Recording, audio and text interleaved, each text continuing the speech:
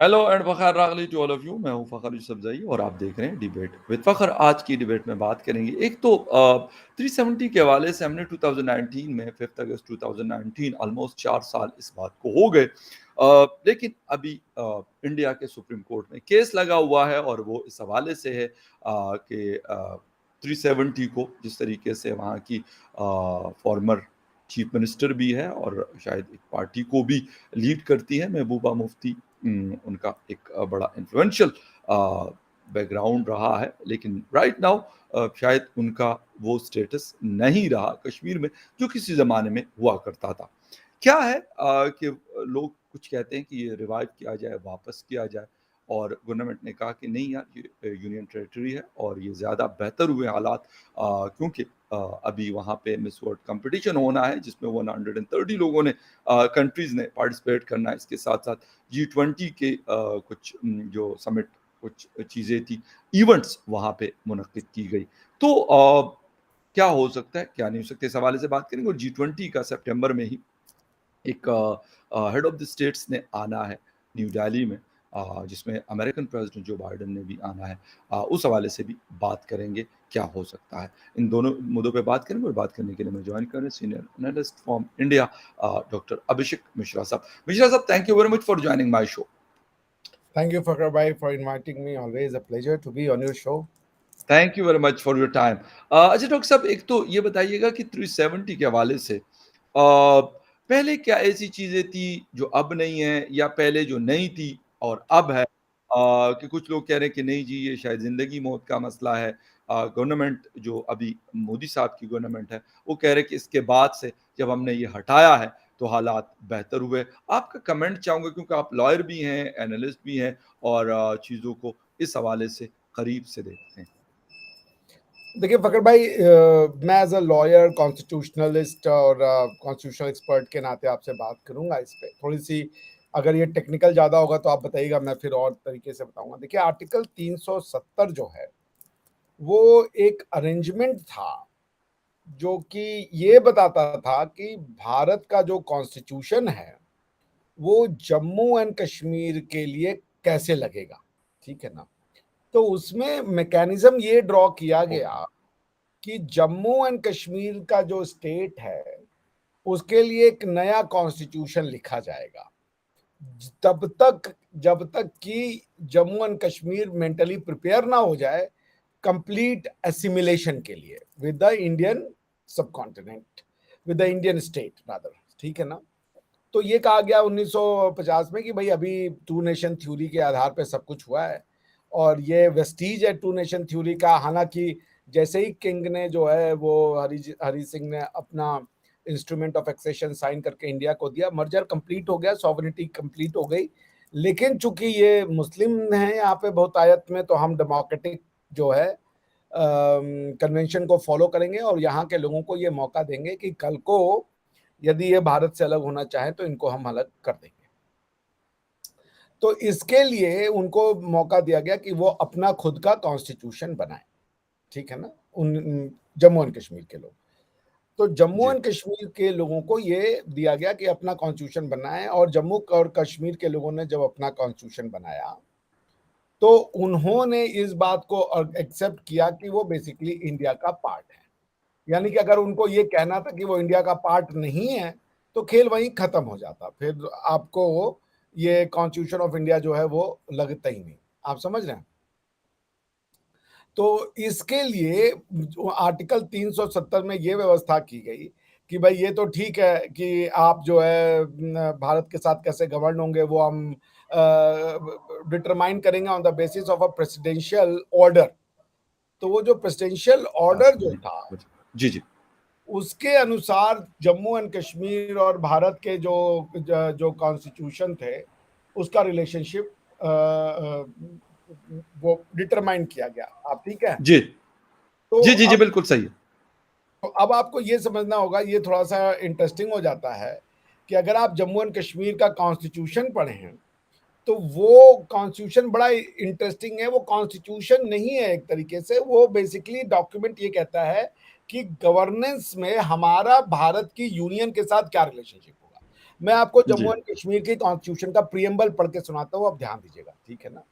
वो लिखते हैं, we the people of the state of Jammu and Kashmir having solemnly resolved in pursuance of accession of this state to India, which took place on 26th day of October 1947, to further define the existing relationship of the state with the Union of India as an integral part thereof.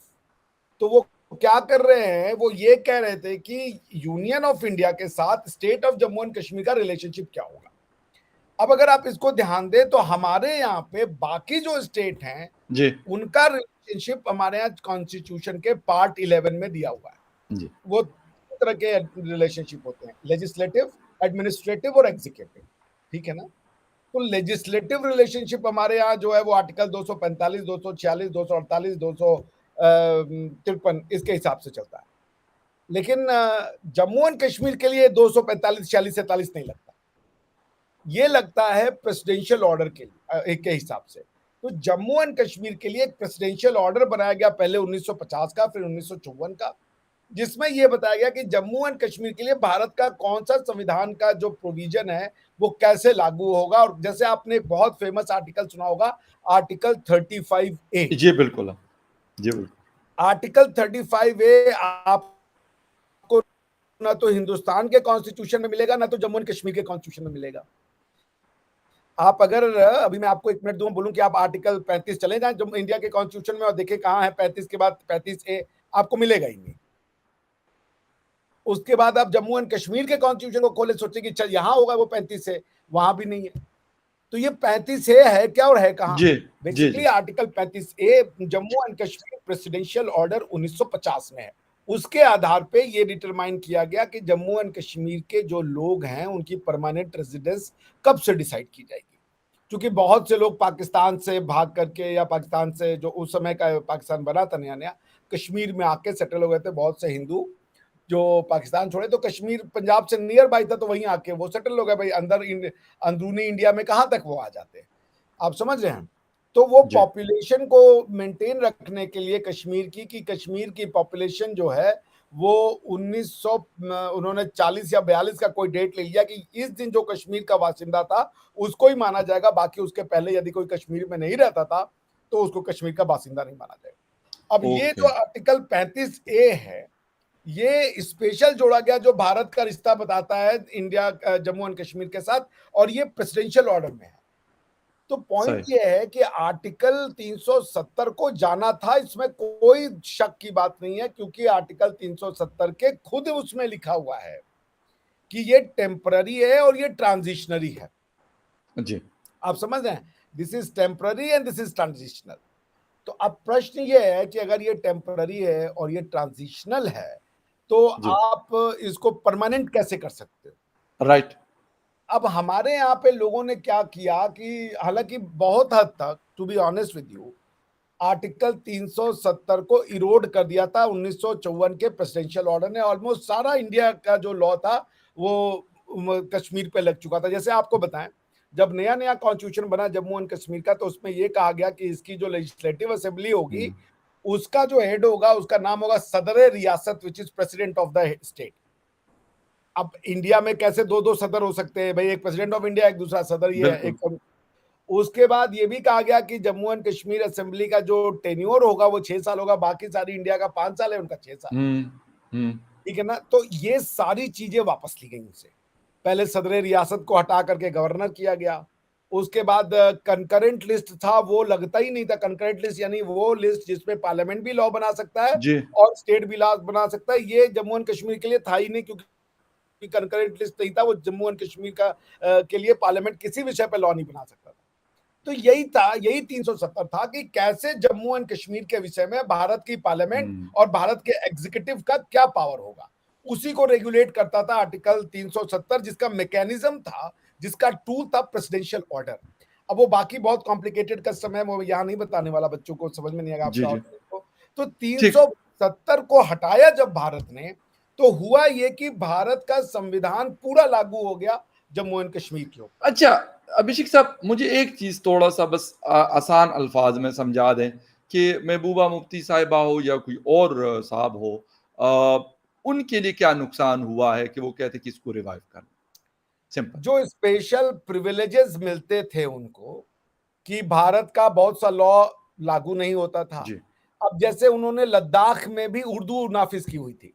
Right, अगर आप कश्मीरी हो तो आप उर्दू की बात कैसे कर सकते हो? आप अभी भी legislature of Jammu and Kashmir जाएं, वहां उर्दू में लिखा ओके, हुआ है।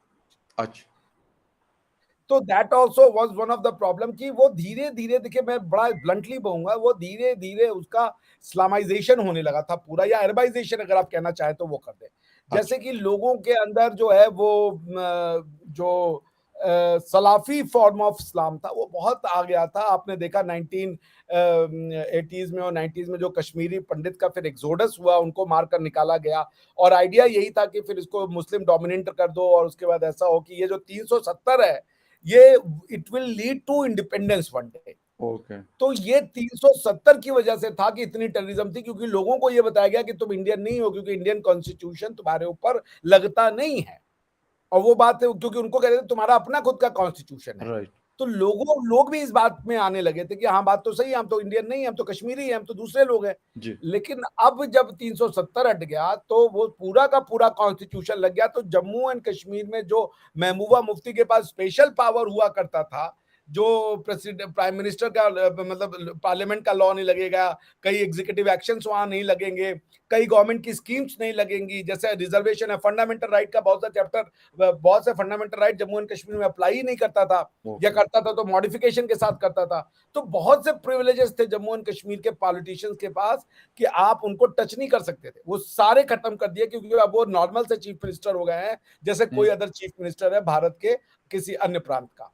हुँ। बस यही है। अच्छा तो लेकिन नहीं, लेकिन महबूबा मुफ्ती को जो अपने पर्सनल बेनिफिट्स थे, उसकी वजह से ये सारा कुछ है या वहाँ पे उसकी रिप्रेजेंटेशन है, जो वहाँ के लोग हैं, वो भी कुछ ये चाहते हैं कि नहीं, ये ऐसा नहीं होना चाहिए, हमारा स्पेशल स्टेटस नहीं खत्म होना चाहिए?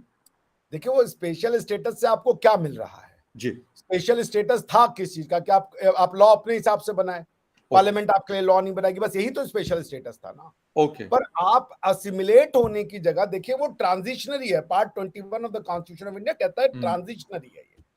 तो जब आप ट्रांजिशनरी हो, जब आपको ट्रांजिशन करना है, क्योंकि जैसे आपको पता होगा हम 1947 में आजाद हुए, लेकिन संविधान आया 1950 में। ओके, तो अब क्वेश्चन ये कि 1947 से 1950 तक हम कैसे गवर्न हो रहे थे? बिल्कुल, उसका बिल्कुल, आंसर ये है, वो गवर्नमेंट ऑफ इंडिया एक्ट लगा हुआ था हमारे ऊपर। जी, तो आप जब ट्रांजिशन, उसी तरीके से जब मुल्क बटा टूटा रिलीजन के आधार पे, तो एक ट्रांजिशन था कि वूंड है, अभी घाव नरम नरम है, नया नया है, इसको धीरे धीरे करो, ठीक है ना। तो अच्छा, चूंकि कश्मीर की पॉपुलेशन मेजॉरिटी मुस्लिम थी, और एक सॉफ्ट कॉर्नर तो था ही, इसमें तो कोई शक नहीं है, टुवर्ड्स द इस्लामिक उम्मा। तो वो पाकिस्तान को वो उस तरीके से देखा जा रहा था, तो इसलिए कहा गया कि इसको धीरे से हैंडल करेंगे और इसको हम स्पेशल स्टेटस देते जाएंगे। मगर पॉइंट ये था कि स्पेशल स्टेटस शुरू के कुछ दिन तक दिया जाएगा, उसके बाद इसको रिवोक कर लिएगा। इसलिए आप अगर कॉन्स्टिट्यूशन ऑफ इंडिया पढ़ेंगे, उसका जी, आर्टिकल 370 अगर आप पढ़ेंगे फकर भाई, तो उसमें बिना किसी लाग लपेट के ये बात साफ साफ लिखा हुआ है कि भाई आर्टिकल 370 परमानेंट नहीं है, इसको जाना है एक दिन। मतलब इसमें कोई भी आपको सरप्राइजिंग चीज नहीं मिलेगी। अगर आप उसको, ओके, अगर आप बोलिए तो मैं आपको वो पर्टिकुलर पोर्शन पढ़ के ठीक, सुना सकता हूँ, सही, जहाँ सही, पे ये लिखा हुआ है कि भाई ये टेम्पररी है, परमानेंट नहीं है। जी, और जब जो चीज टेम्पररी थी, वो जो मेन आर्गुमेंट है वो मैं आपको बताऊं क्या था, कि उसमें ये है कि अगर आपको 370 हटाना है तो प्रेसिडेंट हटा सकता है, मगर उसको हटाने के लिए constituent assembly of Jammu and Kashmir से उसको रिकमेंडेशन लेना पड़ेगा, ठीक ओके, है ना। तो जी, अब आर्गुमेंट ये दिया गया कि भाई कॉन्स्टिट्यूएंट असेंबली तो एग्जिस्ट ही नहीं करती। तो अब जब कॉन्स्टिट्यूएंट असेंबली एग्जिस्ट नहीं करती तो आप रिकमेंडेशन किससे लोगे? और ओके, जब आप रिकमेंडेशन ही नहीं ले सकते तो वो परमानेंट हो गया, क्योंकि अब उसके लिए जो बॉडी है वो एग्जिस्ट नहीं करता। आप राइट, समझ रहे हैं? जी, तो वो मैं आपको पढ़ता हूं, 370 ब्रैकेट 3, यानी 370 क्लॉज 3, जी, जी, notwithstanding anything in the foregoing provisions of this article, the president may by public notification, यानी कि उसको कॉन्स्टिट्यूशनल अमेंड करने की जरूरत नहीं है, ना तो कोई लेजिस्लेशन बनाना है, यानी कि कोई वोटिंग नहीं होना है। आप सुनिए इस बात को, जी, जैसे आपको कॉन्स्टिट्यूशन अमेंड करना है तो वोटिंग होता है उस पे। हाँ, आपको अगर नॉर्मल लॉ भी बनाना है कि बिल्कुल, भाई हम ये जो है इसको हटा रहे हैं through a law, through a bill तो भी आपको वोटिंग करना होता। 1/3 मेजॉरिटी चाहिए होती है अमेंडमेंट्स के लिए। पाकिस्तान में तो ये है। 2/3 साहब, 2/3 जी, जी, नॉट 2/3 1/3, 1/3 2/3 यस उससे भी। 2/3 2/3 और वो भी 2/3 बात, वो भी और भी होता 2/3 है, वो 2/3 यूं होता है कि which should be the majority of the total या strength of the particular house and 2/3 of the present and voting। तो वो बड़ा टेक्निकल मैथ्स होता है, इतना आसान नहीं है वो उसको पढ़ना। तो खैर एनीवेज, अब देखिए यहाँ पे प्रेसिडेंट के लिए इतना इजी किया गया है कि उसको कोई वोटिंग भी नहीं करवानी है 370 हटाने के लिए, ठीक है ना। वो जी सिर्फ एक पब्लिक नोटिफिकेशन लाएगा और 370 खत्म। तो अब टेक्निकलिटी कहाँ आई मैं आपको बताता हूं। अब ये है कि प्रेसिडेंट में by public notification declare that this article shall cease to be operative or shall be operative only with such exceptions and modifications and from such date as he may specify। यही हुआ 2019 5 अगस्त को, जब उन्होंने ये public notification लाया अपना 370 clause 3 के power को इस्तेमाल करते हुए, और उन्होंने कहा कि हम जम्मू एंड कश्मीर के जो आर्टिकल 370 है उसका सभी भाग नहीं लगेगा, सिर्फ उसका एक ही पार्ट लगता है जो ये कहता है कि Jammu and Kashmir is the integral part of the India, बस यही वाला जी पार्ट लगता है और कोई पार्ट उसका नहीं लगता है, ठीक है ना। ओके तो इन्होंने ये 3 में ये पावर इस्तेमाल करी। प्रेसिडेंट ने नोटिफिकेशन निकाल दिया 5 अगस्त को कि भाई हम आज से 370 का सारा प्रोविजन नहीं लागू करेंगे। ओके अब उसका जो नीचे वाला क्लॉज है वो ये कहता है, provided that the recommendation of the constituent assembly of the state shall be necessary before the president issues such a notification। Okay यानी प्रेसिडेंट को नोटिफिकेशन इशू करने का पावर है, वो हटा सकता है, मगर कंडीशन ये डाल दी गई कि जब भी प्रेसिडेंट ये नोटिफिकेशन इशू एग्जैक्टली करेगा वो constituent assembly of the absolutely Jammu and right Kashmir से रिकमेंडेशन लेगा। रिकमेंडेशन है अब इंटरेस्टिंग ये कि वो रिकमेंडेशन लेगा, वो रिकमेंडेशन बाइंडिंग नहीं होगी। ये विल होगा, because recommendations are not binding. Consultation होता या कंकरेंसी होता तो बात होती, बात है कि आपको रिकमेंडेशन लेना है। ओके लेकिन अब आर्ग्यूमेंट ये आया कि कॉन्स्टिट्यूएंट असेंबली तो जम्मू एंड कश्मीर की खत्म हो गई, तो अब ये वाला प्रोविजो क्लॉज लगेगा कैसे? आप कैसे कैसे रिकमेंडेशन लोगे जब रिकमेंडेशन देने वाला बॉडी एग्जिस्ट नहीं करता? इसलिए लोग ये कह रहे थे कि ये परमानेंट हो गया, ठीक है। लेकिन पॉइंट ये फिर इन्होंने क्या किया, गवर्नमेंट ने, पार्लियामेंट ने, कि इन्होंने नोटिफिकेशन निकाला, इन्होंने कहा कि आज से हम आर्टिकल 370 को अमेंड करते हैं थ्रू 367, उतना टेक्निकल नहीं जाते। उन्होंने कहा कि जो कॉन्स्टिट्यूएंट असेंबली है उसकी जगह अब लेजिस्लेटिव असेंबली होगा, तो यानी कि okay on the recommendation of the legislative assembly. अब सही हुआ ये फकर भाई कि इन्होंने गवर्नमेंट ने वहां पे प्रेसिडेंट रूल लगा दिया। तो जब आप प्रेसिडेंट रूल लगा देते हैं किसी स्टेट में, तो उस स्टेट की एग्जीक्यूटिव पावर और लेजिस्लेटिव पावर वो गवर्नर में आ जाती है, ठीक है ना। एग्जीक्यूटिव पावर गवर्नर में आ जाती है, लेजिस्लेटिव पावर पार्लियामेंट के पास चली जाती है। तो governor becomes the government and the parliament become the state legislature, सही ठीक है। सही सही तो अब लेजिस्लेटिव असेंबली हो गई पार्लियामेंट, क्योंकि पार्लियामेंट ही अब जम्मू एंड कश्मीर की ठीक लेजिस्लेटिव असेंबली भी है और इंडिया का पार्लियामेंट भी है। तो वो ओके सारी उनको कंसेंट मिल गई खुद से ही, क्योंकि वो ठीक ठीक लेजिस्लेटिव, यानी कि I give consent to myself, ठीक है सही ना। सही बिकॉज सही I have power for acting on both the person. जैसे आप ये देखें, बस ये लास्ट सेंटेंस कह दो जी जी कि जब 1947 से 1950 के बीच में जब भारत का कॉन्स्टिट्यूशन असेंबली बैठता था, तो वो दो रोल प्ले करता था। वो एक तो इंपीरियल लेजिस्लेटिव असेंबली भी था जो अंग्रेजों के समय हुआ करता था, लॉ मेकिंग बॉडी, और वो कॉन्स्टिट्यूएंट असेंबली भी था, यानी कि वो 2.5 साल कोई अगर लॉज बनाने की जरूरत होती तो उन्होंने कई लॉज बनाए उस समय में। ठीक है और वो लॉज ठीक वो कॉन्स्टिट्यूएंट असेंबली के पावर के रूप में नहीं बनाते थे, वो लॉज वो बनाते थे इंपीरियल लेजिस्लेटिव असेंबली के पावर के रूप में, क्योंकि कॉन्स्टिट्यूएंट असेंबली लॉ नहीं बना सकती। कॉन्स्टिट्यूएंट असेंबली खाली कॉन्स्टिट्यूशन बना सकती सही बिल्कुल है। सही ये है है। और बिल्कुल सही है खैर जिस तरीके से आपने बताया कि एक तो केस लगा हुआ है, अब ये सुप्रीम कोर्ट के ऊपर है कि वो क्या फैसला देते हैं। जब सारी वो हियरिंग हो जाएगी और फिर फैसला आएगा तो देखा जाएगा। लेकिन अभिषेक साहब, काफ़ी सारी चीज़ें इसके बाद हुई हैं। G20 के हवाले से वहाँ पे एक बहुत बड़ा इवेंट ऑर्गेनाइज़ किया गया, वो हुआ। अभी ये कहा जा रहा है कि मिस वर्ल्ड जो कॉन्टेस्ट होगा, कंपटीशन होगा, वो वहाँ पे होने लगा है और 130 कंट्रीज़ के जो रिप्रेजेंटेटिव्स होंगे वो वहाँ पे पार्टिसिपेट करेंगे, पार्टिसिपेंट्स आएँगे। यकीनन फिर मीडिया और ये सारी चीज़ें। तो इसको मतलब कैसे देखा जा रहा है? बेशक महबूबा साहिबा वहाँ की एक पॉलिटिकल फिगर है। अब उनके पास, मैं पहले कहा कि शायद वो वाली पावर नहीं रही जो किसी ज़माने में हुआ करती थी। अब्दुल्ला फैमिली है या फिर और लोग होंगे, लेकिन शायद अब उनकी वो ताकत जो है वो कम हुई है। लेकिन इस चीज़ को कितना मतलब बड़ा स्टेप है कि 130 मुल्क के डेलीगेट्स या उनके रिप्रेजेंटेटिव्स वहाँ पे आके और एक बहुत बड़ा मेला सजने वाला है। देखिए फ़कर भाई, अगर हम ऑनेस्टी से बात करें तो इंडियन कश्मीर में उतना बड़ा एरिया है नहीं, जितना कि एक एडमिनिस्ट्रेशन, वो भी इंडिया जैसी बड़ी स्टेट के लिए उसको जी, एडमिनिस्टर जी। करना कोई जी, मुश्किल जी। की बात नहीं। तो अगर क्रॉस बॉर्डर टेररिज्म नहीं होगा, अगर वो उसको प्रिवेंट कर रहे हैं, जी। तो ये बहुत इजीली मेंटेन हो, बहुत इजीली हो जाएगा। आप जो आइडेंटिफाइड सस्पेक्टेड लोग हैं उनको आप सीधा बंद करते हैं और कहते हैं भाई, बिकॉज़ जनता तो नॉर्मल है। हुँ, जनता तो यार कहीं की भी, उसको तो 2 वक़्त की खो रोटी चाहिए, अपने घर में सुख चाहिए, बच्चों का प्यार चाहिए, बीवी के साथ हुँ। अपना समय गुज़ार ले, यही सबकी ज़िंदगी है और इससे ज़्यादा तो दुनिया में किसी की ज़िंदगी कुछ नहीं है। तो ओके। मेरे ख्याल से वो बात भी दिखाना चाहेंगे कि अगर कोई क्रॉस बॉर्डर टेरर होता है, हुँ। मान लीजिए खुदा ना खास्ता, तो फिर ये भी होगा इंटरनेशनल कम्युनिटी के सामने कि भाई देख लीजिए, आप जो आप कह रहे हैं पाकिस्तान के बारे में, दिस इज़ व्हाट सही। इट इज़, ठीक है ना? और अगर ओके, नहीं होता है, तो India will have a field day, क्योंकि वो देख लेंगे कि भाई देखिए पीसफुल है यहाँ पे, जो लोग हैं यहाँ के वो चाहते हैं ये सब चीज़ें, मॉडर्निटी आनी चाहिए। देखिए वो क्या हुआ था, जम्मू एंड कश्मीर में सिनेमा हॉल बंद हो गए थे। बिल्कुल। लड़कियों के ड्राइविंग पे एक बहुत बड़ी एक्ट्रेस थी, उन्होंने दंग दबंग में काम किया था। ऑल ऑफ अ सडन वो चली गई एकदम एक्सट्रीम फॉर्म ऑफ प्रैक्टिस में।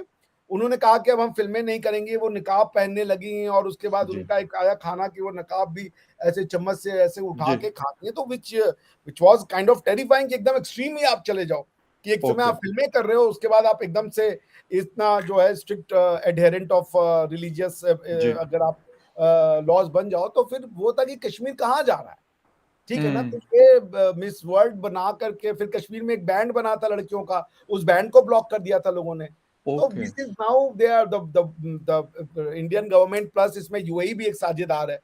दे आर ऑल पुटिंग मनी कि भाई मॉडर्निटी को इंक्लूड करो, लोगों का ज़हन खोलो, और this is one one of the steps कि भाई कश्मीर को दुनिया के साथ मिलाया जाए। Now Kashmir okay, should also walk the talk with the rest of the world, जो जहाँ पे फ़िल्में होती हैं, ये सब चीज़ें होती हैं। यही आज के डेट में लोगों के एंटरटेनमेंट का साधन है। So that's okay. What it is. So the government seems to be pretty confident कि वो हुँ, मैनेज कर लेंगे।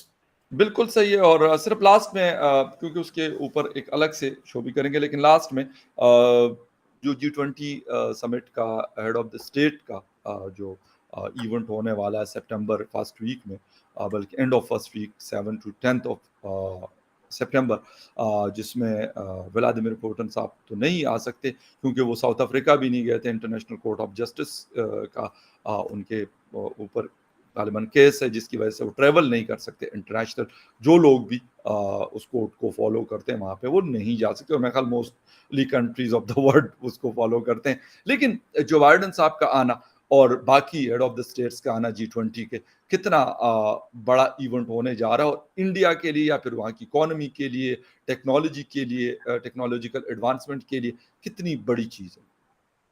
जी, ये तो बहुत अच्छा प्रश्न है, लेकिन मैं थोड़ा-सा व्लादिमीर पुतिन साहब पे भी बोल दूँ। ओके। देखिए, इंटरनेशनल क्रिमिनल कोर्ट जो है as a different body from ICJ, oh yeah! उसने वारंट इश्यू किया है। जी, कौन मानता है आईसीसी के वारंट को? बुश के खिलाफ भी वारंट है। क्यों नहीं बुश को अरेस्ट किया आपने? ओके। जब बुश अगर इराक में लोगों को इराक को बर्बाद करने का, पूरी कंट्री को बर्बाद करने का श्रेय बुश को जाता है। क्या किया था इराक ने? सद्दाम जी, हुसैन जो भी था, इतना बुरा आदमी तो नहीं था, जो भी था उसके जी। लोगों के बीच में था और उसके बीच में था। क्यों आपने सद्दाम हुसैन को बम मार-मार के उसकी पूरी सोसाइटी को, हाँ, Iraq was such a prosperous या कंट्री। बिल्कुल फखर भाई सही। कि हमारे यहाँ लोग इराक से, उस समय मुझे याद है 80s में जब हम लोग बच्चे हुआ करते थे, 90s में सॉरी, जी। तो वो लोग वीसीआर और ये सब चीज़ें जो लोग ऑयल वहाँ रिच कंट्री थी। एग्जैक्टली, बिल्कुल। वेरी वेल, नाइस इंफ्रास्ट्रक्चर लोग बताते थे, ठीक है ना। तो आज वो इराक आप देख लें क्या है, फूड फॉर ऑयल प्रोग्राम के तहत ही उनकी जिंदगी बची हुई है, वरना उनके यहाँ तो नंबर ऑफ डेथ भूख से जितनी हुई है वो कहीं नहीं है। तो फिर ये एग्जैक्ट। बुश के अगेंस्ट में भाई क्यों नहीं है ये अरेस्ट वारंट बुश के अगेंस्ट में? और आपको ये भी बताऊं, जो ये आईसीसी कर सकती है वही काम आपका ये जो कस्टमरी इंटरनेशनल लॉ के अंदर में कोई भी स्टेट कर सकता है। तो आई डोंट थिंक कि सही। साउथ अफ्रीका अगर पुतिन आते तो पुतिन को कोई अरेस्ट करता, बिकॉज साउथ अफ्रीका ने तो खुल के कह दिया कि we are pro Putin, Putin आएंगे तो हम तो रेड रेड कारपेट बिछाएंगे उनके लिए, ओके। क्योंकि प्रेस के अगेंस्ट में गुस्सा हर जगह है, ठीक है ना। तो मेरे ख्याल से कोई और रीजन है, आई डोंट थिंक कि ये है सही। क्योंकि दोनों फ्रेंडली है ही, वो कोई वेस्ट में नहीं जा रहे हैं जहां पे कि अरेस्ट का इंटरप्रिटेशन, अरेस्ट के कोई चांसेस हो। आई थिंक अभी देखिए उन्होंने उसको भी निपटा दिया, वो जो वैगनर ग्रुप का था। बिल्कुल, यस यस, बिल्कुल बिल्कुल। यस। तो वो मेरे ख्याल से धीरे धीरे अपने सारे लोगों को निपटा रहे हैं, और ये पुतिन इज मजीद नोटोरियस मजबूत होता है। अपने कंट्रोल को कर रहे हैं। अच्छा, ठीक। जी जी जी। जो बाइडेन तो साहब। हाँ, जो बाइडेन साहब का देखिए ऐसा है कि G20 की जो मीटिंग होगी, वो चूंकि ये फाइनल लेग है, फाइनल लेग में सारे हेड ऑफ स्टेट आते हैं। इसमें जो इंडियन प्रेसिडेंसी थी, उसमें 3-4 बातें जो इंडिया हाईलाइट करेगा वर्ल्ड को, वो नंबर 1 है कि भाई फाइनेंशियल इंक्लूजन करें। आपका जो वेस्ट सेंट्रिक फाइनेंशियल सिस्टम है, that doesn't favour the world, वो वर्ल्ड ने देखा, और इसी वजह से दुनिया डी डॉलराइजेशन की तरफ जा रही है, जो कि ब्रिक्स के फॉर्म में सही। उभर रहा है, ओके। ठीक है ना। तो वो वेस्ट को देखना पड़ेगा कि वो कैसे रिकॉन्साइल करते हैं कि वो सारी गवर्नेंस मैकेनिज्म उनके बिल्कुल। हाथ में ना हो, कि वो जब चाहे रशिया को तो पनिश कर दें, लेकिन बिल्कुल। अमेरिका को पनिश करने वाला कोई नहीं है। ये चीज ओके। clear होनी चाहिए। तो इस राइट। बातें होंगी, plus the financial terrorism and all that. जी ओके, राइट। बहुत बड़ा इवेंट है, यकीनन उसके ऊपर हम तफसील में भी फिर बात करेंगे, लेकिन क्योंकि अभी इवेंट होने जा रहा, अभी कुछ दिन है उसमें, तकरीबन 10 एक दिन अभी रहते हैं उसके होने में, तो देखा जाएगा कि क्या क्या चीज़ें हो सकती हैं। और जो वर्ल्ड का सिस्टम है जिसके ऊपर कुछ कंट्रीज तो बड़ा उसका फ़ायदा उठा रहे हैं, लेकिन कुछ जो कंट्रीज़ हैं उनको उसका नुकसान हो रहा है, जिसमें छोटे ममालिक या जिनकी इकोनॉमी छोटी है या फिर इतना इन्फ्लुएंस नहीं रखते, उनको ज़्यादा नुकसान हो रहा है। उसके अंदर कोई तब्दीली मुमकिन है या नहीं, या मैं यकीनन G20 का ये वाला जो पोर्शन होगा सितंबर सेकंड वीक में, तो उससे हमें अंदाजा हो जाएगा। इंडिया इसको होस्ट कर रहा है, तो देखते हैं कि क्या होता है। अभिषेक साहब, thank you very much for your time कि आपने शो को ज्वाइन किया। And viewers, thank you very much for watching debate with Fakhar Yusufzai. किसी और डिबेट में आपसे फिर मिलेंगे, तब तक के लिए टेक केयर एंड बाय।